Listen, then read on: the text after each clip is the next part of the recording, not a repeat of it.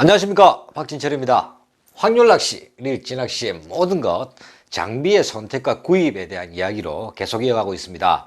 자, 지난 시간 찌에 대한 이야기를 시작해서 먼저 막대찌를 알아봤었는데요. 오늘은 우리 꾼들이 가장 많이 사용하는 구멍찌에 대한 이야기를 시작해 볼까 합니다. 자, 찌, 어떻게 보면 우리 꾼의 가장 최대의 무기라고 할 수도 있는데요. 찌에 의해서 시작되는 것이 아마 낚시의 조법이 아닌가 싶습니다. 자, 찌 이야기는 오늘부터 최소한 2, 3회 정도는 이어갈 것 같은데요. 아주 광범위하지만 또 중요한 부분은 세세하게 다뤄보도록 하겠습니다.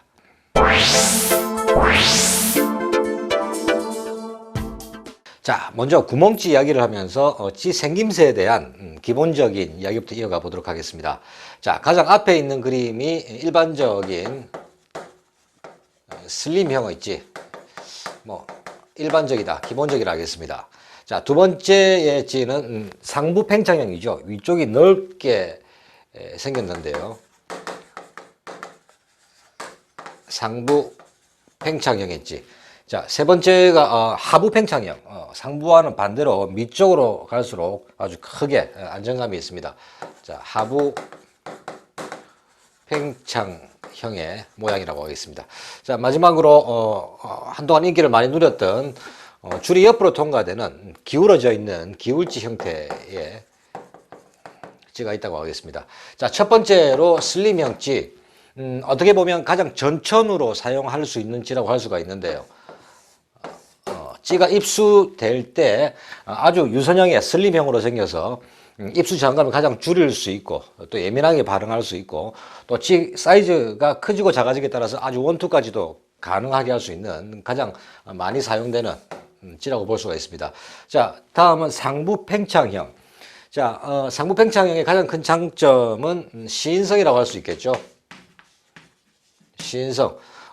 보시다시피 물에 잠기고 물 밖으로 나오는 부분이 아주 크게 되어 있기 때문에 또 이렇게 상부 팽창형 찌 중에서는 이런 모양으로 생긴 찌들 주로 조류가 빠른 곳이나 급류형으로 나올 찌인데요. 이런 찌들은 입수될 때 조류가 미채비를 잡아당겨서 찌가 잠기는 현상을 찌의 생김새로서 조류가 받는 옆부분의 면적을 키워서 최대한 억제해주는 그런 현장에서도 사용을 하기도 합니다.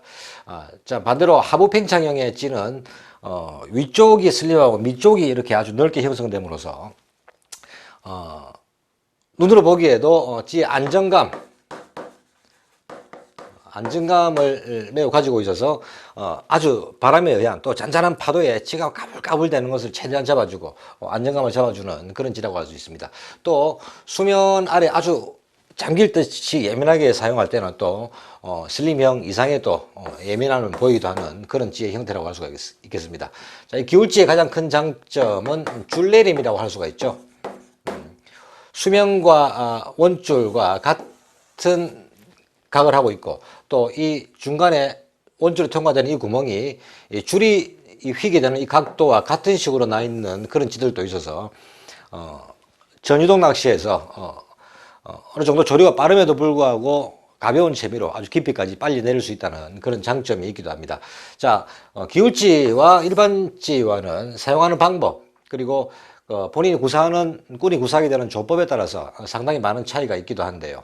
일단 찌 이야기의 시작은 가장 널리 사용하고 있는 구멍찌 형태의 찌로 이야기를 이어가 보도록 하겠습니다.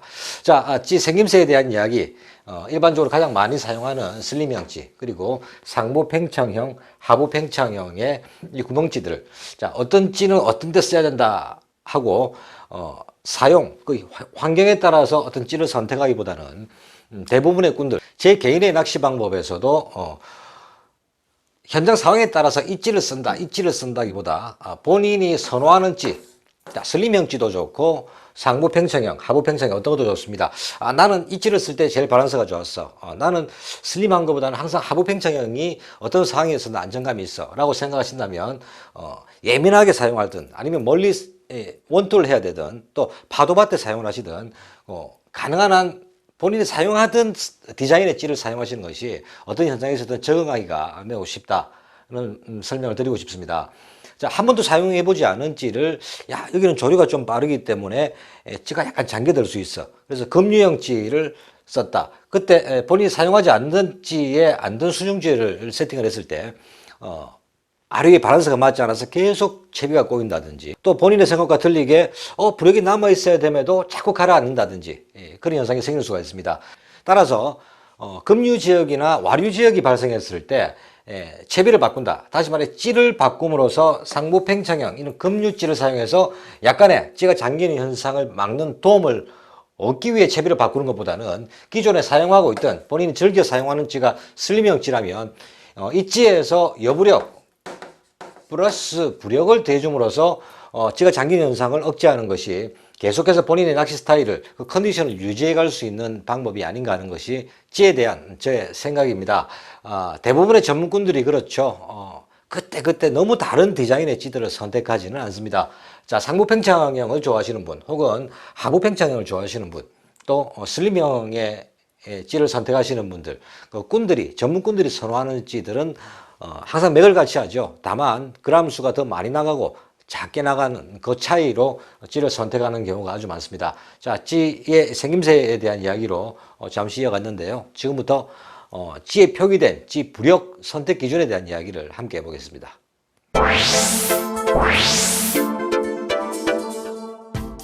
우리가 낚시점에서 사게 되는 구멍찌, 어떤 찌든 찌 밖에는 1호 혹은 085, 065 찌에 호수가 표기되어 있습니다. 자, 찌의 호수 바로 옆에 보면 작은 표기가 하나 더 있죠. 여부력을 나타내고 있는 표기인데요. 자, 출시되는 회사마다 여부력 표기가 안 돼 있는 찌도 있습니다만, 메인으로 1호라고 호수가 표기되어 있으면 이 찌가 가지는 부력은 메인으로 표기된 이 호수보다 적지는 않습니다. 만약에 이 호수보다 작게 돼 있다면 찌는 부력이 잘못된 불량이겠죠. 자, 다시 말하면 1호의 부력을 가지고 있는데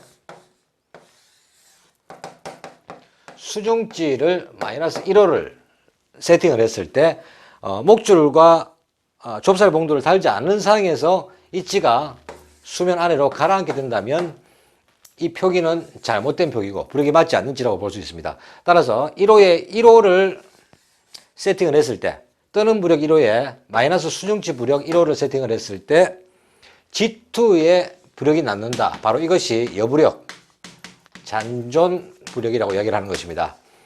자, 찌에는 이렇게 잔존 부력이 존재해야 되죠. 특히 한국에서 많이 사용하게 되는, 감성돔 낚시에서 사용하게 되는 3B 이상의 찌라면은 부력이 점점 높아진다. 높은 부력이라고 할 수가 있는데요. 부력이 높아질수록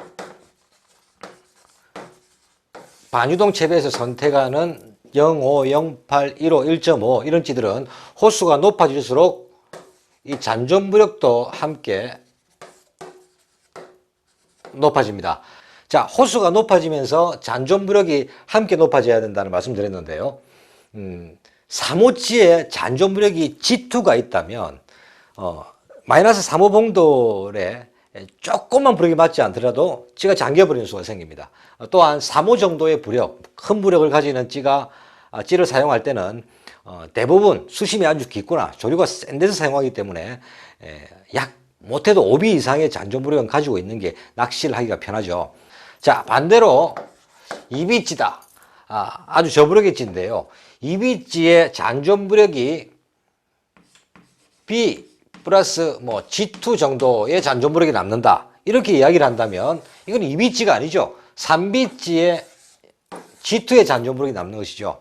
따라서 부력이 점점 밑으로 내려갈수록, 낮은 부력이 될수록 찌의 잔존 부력은 아주 미약해지고 또 만드는 제조 과정에서도 아주 미세한 부력까지도 점점점 맞춰 나가는 기술적인 부분이 필요하게 됩니다. 자, 찌 이야기를 시작하자마자 오늘은 시간이 다 돼버렸네요. 아쉽지만 다음 시간은 초중급자님들 찌에 대한 생각을 아주 시원하게 풀어드릴 수 있는 재미있는 이야기로 이어가 보도록 하겠습니다.